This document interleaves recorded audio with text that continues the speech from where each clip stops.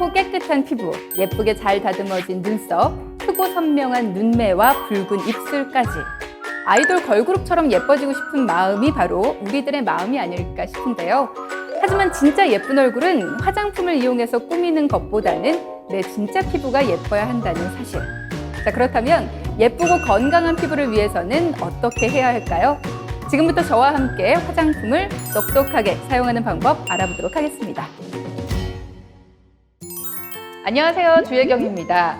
여러분 예뻐지고 싶죠? 그렇다 보니까 요즘 여러분들이 가장 관심을 갖는 것 중에 하나가 바로 이 화장이 아닐까라는 생각이 드는데요. 오히려 화장을 잘못하게 되면, 화장품을 잘못 사용하게 되는 경우에 여러분에게 독이 될 수도 있고 또 여러분의 깨끗하고 맑은 피부를 손상시킬 수도 있습니다. 그래서 지금부터요, 내 피부를 건강하게 또 예쁘게 관리할 수 있는 방법에 대해서 알아보도록 할게요.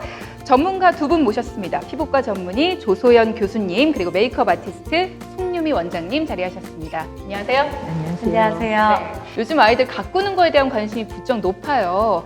여러분은 어떠셨습니까? 두 분 전문가분은 어린 시절에 전혀 그런 가꾸는 개념 없었고요. 그저 밖에 나가서 뛰어놀거나 피부가 당기는 겨울철에나 로션만 찍어 바르고 끝이었습니다. 실제로 느껴질 때만. 그렇죠. 네, 그 외엔 전혀. 원장님은 어떠셨어요? 저 같은 경우에는 어렸을 때는 엄마 놀이 할 때만 엄마 립스틱 이렇게 발라서 이렇게 하는 경우가 있었고, 그리고 지금 청소년 때는 선크림에 베이스 기능이 함유된 정도 바르고 립밤 정도 발랐던 것 같아요. 하나씩 더 나오네요, 그렇죠? 역시 관심이 좀 있으셨던 것 같습니다. 사용법, 화장품을 올바로 사용하는 방법 이런 거에 대해서 얘기를 나눠볼 건데, 그 전에 피부가 뭔지에 대한 개념 정리부터 좀 필요하지 않을까요? 네, 피부란 무엇일까요? 우리 몸 전체를 에워싸는 우리 몸에서 가장 넓은 기관입니다. 그래서 피부는 위에서부터 보면 표면에서부터 표피, 진피, 피하, 지방 순으로 구성이 되어 있고요. 머리 끝부터 발끝까지 모두 피부입니다. 따라서 머리카락, 손발톱도 다 피부라고 볼 수 있습니다. 그러니까 머리카락까지도 피부다라고 생각을 해야 된다는 거죠? 그렇습니다. 우리 인체를 둘러싸고 있는 네. 모든 게 다 피부라고 보시면 되겠고요. 네. 그럼 피부가 하는 일에는 뭐가 있는지 좀 알아볼까요? 피부는 여러 가지 화학 물질이나 세균, 바이러스, 공해 물질 같은 유해 물질로부터 우리 몸 내부를 보호하는 역할을 합니다. 그 역할의 가장 중요한 것은 표피의 가장 위에 있는 표면의 각질층이라고 할 수가 있는데요. 굉장히 튼튼한 보호 장벽을 합니다.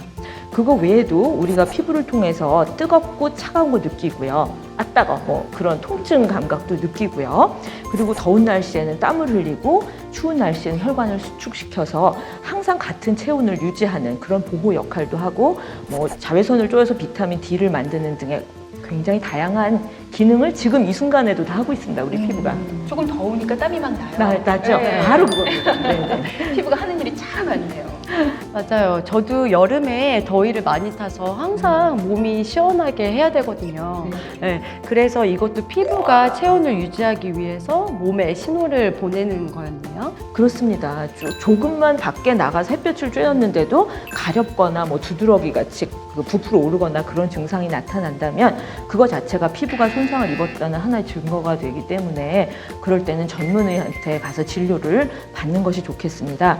그리고 평상시에도 자외선 차단제를 꼭 철저히 다 발라서 우리 몸을 보호를 해야 되겠고요. 그거 외에도 챙이 넓은 모자와 긴 소매 옷을 입어서 최대한 자외선을 많이 가려주는 것이 좋겠습니다. 자외선 차단하는 거 이거 아름다운 피부를 위해서 꼭 중요하지 않나라는 생각이 들어요.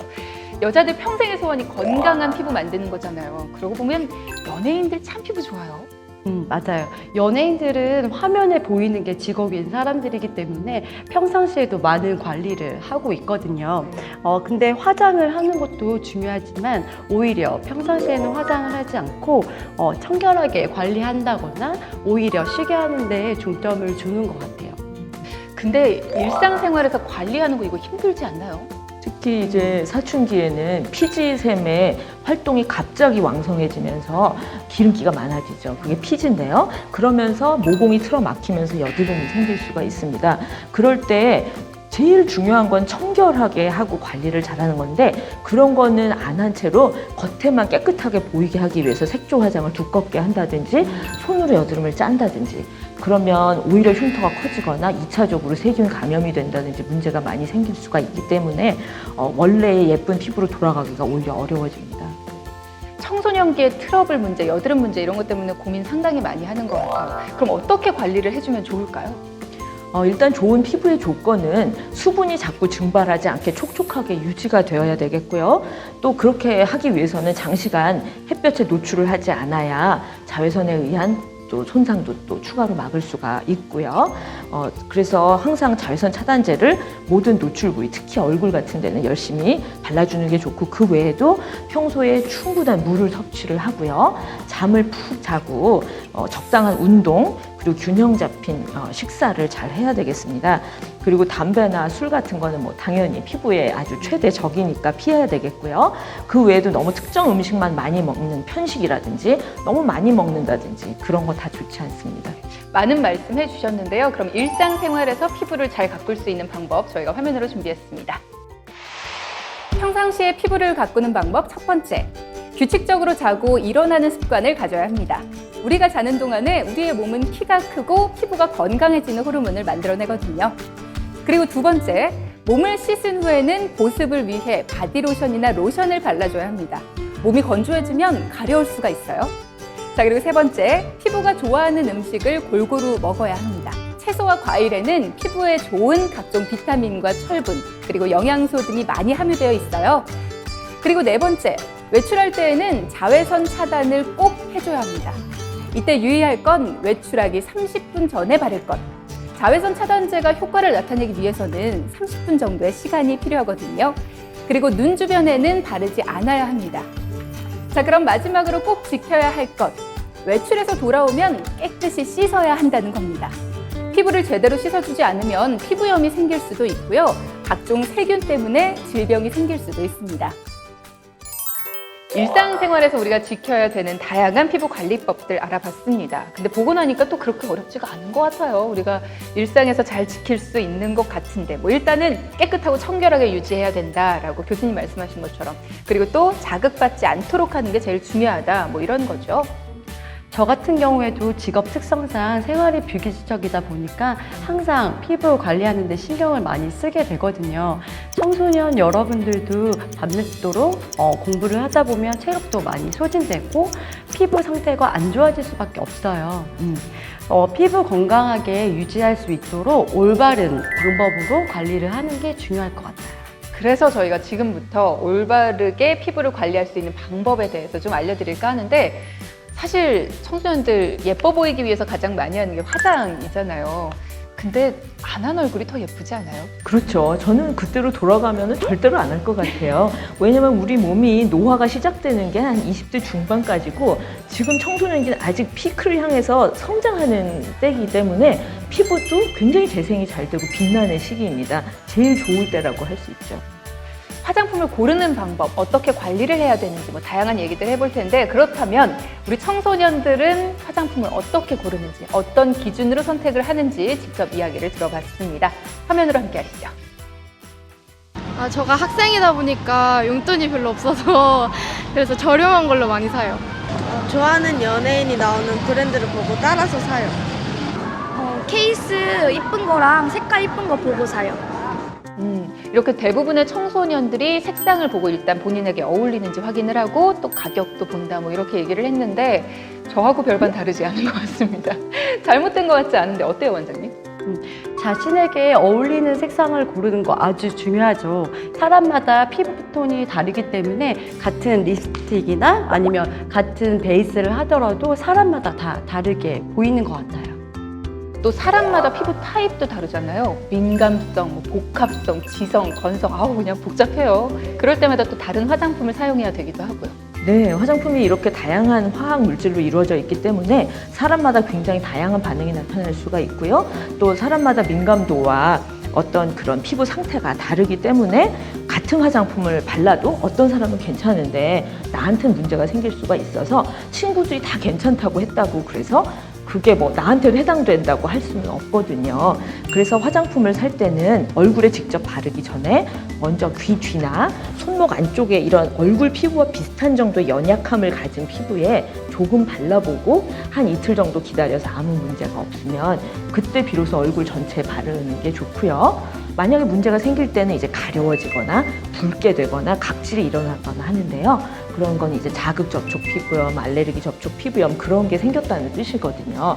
그래서 이런 걸 그냥 놔둬도 결국은 시간이 지나면 몇 주 후에 낫기는 하지만 나중에 거무튀튀한 보기 싫은 그런 색깔을 남기거나 심지어는 심할 땐 흉터가 남기도 합니다. 그래서 그럴 땐 반드시 병원에 가서 전문의의 진찰을 받고 조기에 치료를 해야지 건강한 피부를 유지할 수 있습니다. 이렇게 귀 뒤나 이런 데 발라보고 테스트를 한다고 하잖아요. 그런 방법은 어른들도 잘 안 쓰는. 그래서 병원에 가시면 이 첩포시험이라고 어떤 물질에 알러지가 있는지를 확인하는 검사가 있는데 만약에 그런 검사를 통해서 자신한테 어떤 알러지가 있다고 알게 된다면 그 성분을 꼭 기억을 하고 있다가 다음에 화장품을 살 때는 그 상점에서 화장품의 뒷면에 우리나라는 전성분 표시제가 시행이 되고 있기 때문에 다 써 있습니다.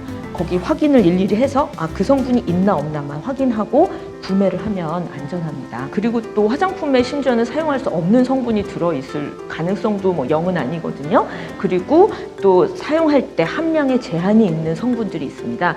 그런 걸 확인하고 싶을 때는 그 식약처 홈페이지에 들어가 보시면 그런 다양한 정보를 다 접하실 수가 있습니다. 그리고 꼭 살펴봐야 할 것이 있는데요. 사용 기한이에요. 음식에도 유통기한이 있듯이 화장품에도 유통기한이 있거든요. 그리고 또 제조사를 꼭 확인해 봐야 될 것 같아요. 맞아요. 유통기한이 정말 중요하다는 건 잘 알고는 있는데 화장품 구입할 때 깜빡하기도 하고 또 어디에 있는지를 몰라서 확인을 못하는 경우도 있지 않나요? 어떻게 확인을 하면 돼요, 원장님? 여러분들이 요즘에 쿠션 많이 사용하시죠? 여기 보시게 되면 화장품 뒷면에 보게 되면은 이게 사용 기한이 이렇게 나와 있어요. 보시게 되면 이 제품은 2018년 3월로 되어 있고요. 보시게 되면 제조사 있고 표시 성분도 이렇게 나와 있어요. 제품 구입하시기 전에 사용 기한은 꼭 확인하고 구입하시는 게 좋아요. 자, 그럼 이제 화장품별로 어떻게 사용을 하면 더 효과적인지를 알아보도록 하겠습니다. 먼저 자외선 차단제부터 알아보도록 하겠습니다. 자외선 차단제는 어떻게 발라야 될까요? 자외선 차단제는 외출하기 30분 전에 바르시는 게 가장 좋아요. 얼굴뿐만이 아니라 햇볕에 노출되는 목이라던가 손, 팔에 골고루 발라주시는 게 가장 좋으세요. 근데 저는 자외선 차단제 보면 항상 궁금했던 게 SPF, PA, 플러스 막 써있고 그게 뭐가 다른 거예요? 네, SPF라는 것은 영어로 Sun Protection Factor의 약자인데요. 에너지가 높고 파장은 짧은 자외선 B에 대한 보호 효과를 나타내는 말인데요. 이거는 아라비아 숫자로 뭐 30, 50 뭐 그렇게 써 있습니다. 그리고 그 옆에 PA 그다음에 플러스 표시가 있는 게 있는데 이것은 Protection Against UVA를 줄인 말인데요. 자외선 A에 대한 보호 효과를 아까 그 SPF랑 구분하기 위해서 아라비아 숫자 대신에 플러스 표시로 하나에서 3개까지 해놔서 가장 높은 보호 효과를 나타내는 것은 3이고요. 그다음에 낮을수록 이제 플러스 숫자가 줄어드는 그런 표기가 2가지가 보통 병기되어 있습니다. 그러면 높을수록 좋은 거예요? 그렇죠. 예, 높을수록 보호 효과가 높은 것인데요. 이제 언뜻 생각하기에는 보호 효과가 수치가 높을수록 보호 효과가 높기 때문에 무조건 높은 걸 발라야지 그럴 수가 있는데 높아지게 만들려면 이제 많은 화학 물질이 더 들어가줘야 됩니다. 그러다 보면 얼굴에 이제 트러블을 일으킬 수 있는 확률이 자극이 되거나 알레르기를 일으킬 수 있는 확률이 높아지기 때문에 우리가 활동하는 목적이나 장소에 따라서 구분을 해서 제품을 바르시면 되는데요. 보통 도시에서 단시간에 잠깐의 야외 활동 정도를 할 때는 SPF는 10에서 30 정도, PA는 플러스 표시 2개 정도로 충분하고요. 그거 외에 무슨 스포츠 활동을 좀 한다. 그런 날은 SPF는 30, PA는 뭐 2+ 정도로 충분하고 이제 그거보다 더 심한 해수욕을 한다든지 스키장을 간다든지 야외에서 활동이 굉장히 많고 땀을 많이 흘리고 그럴 때는 SPF 50에 PA 플러스 표시 3개 정도 최대의 그런 보호 효과를 가진 제품을 쓰는 게 좋습니다. 그리고 또 자외선 차단제는 땀을 많이 흘릴 때는 두세 시간마다 덧발라줘야지 이제 지워지는 것을 다시 보완을 해줄 수가 있고요. 그걸 발랐다고 방심하면 안 되고 추가로 챙이 넓은 모자와 긴 소매 옷으로 철저히 가리는 게 좋습니다. 자, 그러면 이제 눈 화장품을 한번 살펴볼게요. 눈 화장은 눈을 커 보이기도 만들고 또 또렷하게 보이기도 하기 때문에 요즘 청소년들이 관심이 참 많아요. 그렇죠? 어떤 걸 주의해야 될까요? 눈화장을 할 때는 특히 아이섀도우 가루가 눈에 들어가지 않도록 하는 것이 가장 중요한데요. 특히 점막이라던가 눈썹 뿌리에 가깝게 자극을 많이 주게 되면은 피부, 눈 안쪽에 손상을 입기 쉽기 때문에 주의하는 게 꼭 필요할 것 같아요. 그리고 또 아이섀도우가 눈에 들어가면 굉장히 연약한 이 점막의 결막염이라든지 그 주변에 피부에 염증을 일으킬 수가 있기 때문에 항상 조심을 해야 되겠고요. 지울 때는 반드시 이런 눈 화장품 전용 클렌저를 이용해서 자극 없이 지우는 게 중요합니다. 깨끗하게 자극 없이 그렇습니다. 지워내는 네. 게 또 중요하다. 그리고 한 가지가 더 있는데요. 눈 주변 같은 경우에는 다른 피부보다도 더 민감하고 굉장히 예민한 부위예요. 그런데 요즘 청소년들 같은 경우에는 흔들리는 차 안에서도 메이크업 하는 경우가 있더라고요. 많이 봤어요. 네. 그럴 경우에는 눈에 아이섀도우 가루가 더 많이 들어가게 되고 더 자극적으로 할 수 있기 때문에 특히 주의해야 될 것 같아요. 그리고 또 친구들끼리 한 제품을 공유하는 경우도 많이 있더라고요. 저도 영상을 봤는데요. 뭐 화장실이나 아니면 교실 안에서 같은 제품을 공유해서 같이 사용하는 친구들이 있더라고요. 그렇게 되면 감염될 수 있는 확률이 더 높기 때문에 특히 주의하셔야 되고 되도록이면 화장을 안 하는 것이 더 좋을 것 같아요. 자, 그럼 이제 건강한 손톱 관리법에 대해서 알아보겠습니다. 네, 손톱도 우리 피부의 일부이고 숨을 쉬고 있기 때문에 이 숨을 쉬는 그 과정을 원활하게 유지를 해줘야 되는데 매니큐어를 이제 확 덮어버리면 그 과정이 차단이 되기 때문에 한 번 칠하고 지운 후에는 적어도 일주일 정도의 휴식기를 가져서 손톱이 다시 이제 숨을 쉴 수 있는 시간을 주는 게 좋겠습니다. 상처가 났을 때는 제품을 바르기보다는 좀 아문 뒤에 바르는 것이 좋을 것 같아요. 저는 말씀 듣다 보니까 좀 더 문제가 되는 게 젤 요즘 많이 하잖아요. 그 매니큐어는 한 번 하고 금방 지워지니까 이렇게 지워내고 다시 바르고 이런 게 되는데 숨쉬기에 젤은 참 힘들지 않나 싶어요. 젤 네일은 특히 굉장히 강력한 접착 성분이 들어있기 때문에 한 번 하고 지울 때마다 손톱에 엄청나게 큰 손상을 주고 굉장히 건조해지게 만들어서 손톱이 쉽게 부러지거나 여러 층으로 갈릴 수가 있습니다. 그래서 절대 안 하는 걸 사실은 추천을 해드립니다. 청소년들이 제일 많이 사용하고 또 쉽게 접하는 게 입술 화장품이 아닐까라는 생각이 들어요. 입술 관련된 화장품은 어떻게 관리를 해야 될까요? 입술 화장도 청소년 여러분들이 쉽게 사용할 수 있는 화장품 중에 하나인데요. 손톱과 마찬가지로 입술에 상처가 있을 때에는 바르지 않아야 합니다. 그리고 화려한 색상만큼이나 다양한 성분으로 되어 있기 때문에 바른 후에 입술이 갈라지거나 잘 붓게 될 경우에는 사용을 중지해야 돼요. 또 한 가지 더 말씀을 드리자면 또 립스틱은 특별히 흡착성이 굉장히 강하기 때문에 공기 중에 먼지나 세균 같은 것을 이렇게 들러붙게 하죠. 그래서 식사 전에는 반드시 깨끗한 휴지로 립스틱을 잘 닦아내고 밥을 먹은 후에 다시 바르는 게 좋습니다. 자, 그럼 마지막으로 청소년 여러분들이 가장 관심을 가질 만한 부분이 아닐까 싶어요. 여드름 때문에 고민하는 친구들 많은데 여드름 화장품은 어떤 걸 고르는 게 좋을까요? 네, 사춘기의 심볼이라고 할 수 있는데요. 갑자기 피지샘의 활동이 왕성해지면서 기름기가 많아져서 이 피지 성분 때문에 모공이 틀어막혀서 여드름이 많이 생기는데요. 그럴 때 그 여드름을 가리기 위해서 겉에 액체 파운데이션이나 비비크림, CC크림 같은 굉장히 기름기가 많은 그런 액체 성분의 색조 화장품으로 얼굴을 확 덮게 되면 모공을 틀어막아서 오히려 여드름이 심해질 수가 있습니다. 그래서 일단은 굉장히 청결하게 아침, 저녁 비누 세안을 잘 해야 되겠고요. 그리고 화장을 지울 때는 오일형의 세안제는 별로 추천드리지 않고요. 수용성 화장 지우는 클렌저를 쓰는 게 좋습니다. 그리고 색조 화장을 꼭 해야 된다면 가벼운 파우더 팩트형의 화장을 살짝 하는 게 좋겠습니다.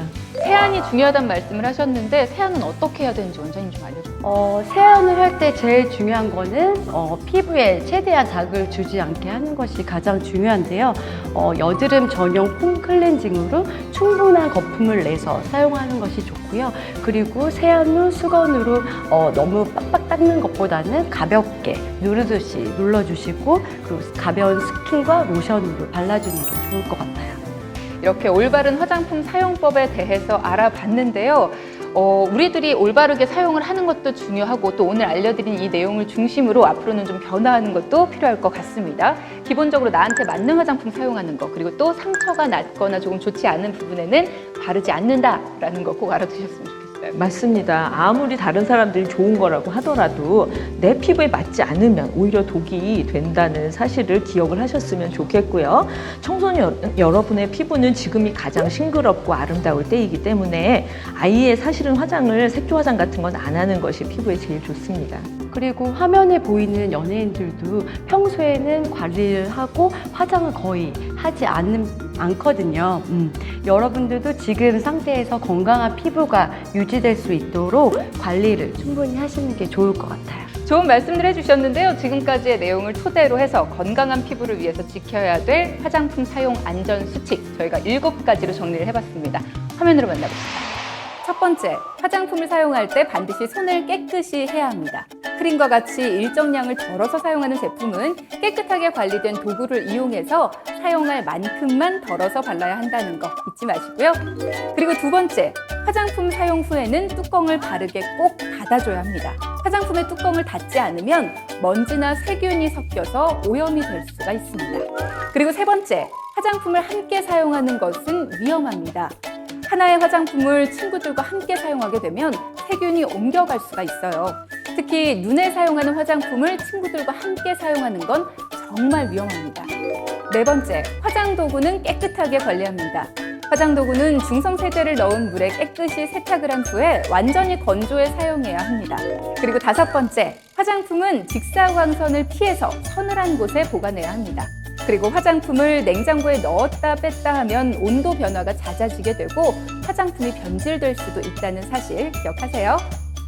또 여섯 번째, 화장품의 사용 기한을 지켜야 합니다. 화장품에도 사용 기한이라는 게 있어요. 그렇기 때문에 개봉을 한 화장품은 가능한 한 빨리 사용을 하는 것이 좋고요. 그리고 마지막, 색상이나 향취가 변하면 사용하지 않습니다. 사용하던 화장품의 내용물이 색상이나 냄새가 변하거나 또 물과 기름이 분리돼서 모양이 달라진 경우에는 더 이상 사용하면 안 된다는 거 꼭 기억해 주세요. 네, 이렇게 해서 오늘은요, 청소년 여러분들이 똑똑하고 건강하게 화장품을 사용할 수 있는 방법에 대해서 알려드렸습니다. 자, 그럼 두 분 전문가께서 청소년 여러분에게 당부하고 싶은 말씀 한마디씩 좀 부탁을 드릴게요. 청소년기에는 사실 여드름 빼면은 별 문제가 안 생기는 시기이기 때문에 저로서는 여러분께 늘 아침, 저녁 비누 세안으로 피부를 늘 청결히 유지하시라는 말씀 드리고 싶습니다. 그리고 여러분 피부가 지금 일생 중에 제일 아름다울 시기이기 때문에 색조 화장은 되도록 하지 않되 반드시 해야 될 때가 있다면 되도록 가볍게 하고 지우는 걸 철저히 잘 지워서 본연의 아름다움을 잘 유지할 수 있도록 해주시는 게 좋겠고요. 평소에 식생활이나 생활 패턴을 규칙적으로 잘 유지해서 몸의 건강이 피부의 건강으로 자연스럽게 드러나도록 그렇게 하는 게 사실은 훨씬 더 중요하다고 생각합니다. 오늘 뭐 긴 시간 동안 얘기한 거를 전체적으로 이렇게 단계별로 다 정리를 해주신 것 같아요. 자, 원장님도 한 말씀 부탁드릴게요. 한창 외모에 관심이 많을 때이기도 한데요. 자신 피부에 맞는 것을, 적합한 것을 고르는 것이 가장 중요한 것 같아요. 자, 그럼 건강하고 소중한 내 피부를 위한 똑똑한 화장법 여기서 이만 마치도록 하겠습니다. 함께해 주신 여러분 고맙습니다.